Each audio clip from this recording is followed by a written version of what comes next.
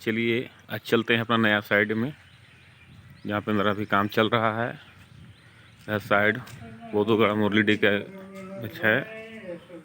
और यह देखिए अभी यहाँ पर प्लाई का काम हो रहा है, गेट खिड़की दरवाज़ा का काम हो रहा है, इसलिए अभी काम ब्रेक है।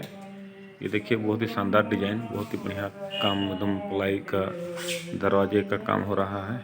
ये देखिए इसमें पुट्टी प्राइमर कंप्लीट है और इसमें जो है सिर्फ ये देखिए प्लाई का काम चल रहा है।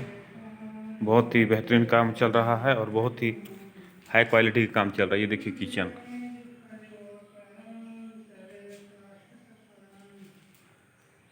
देखिए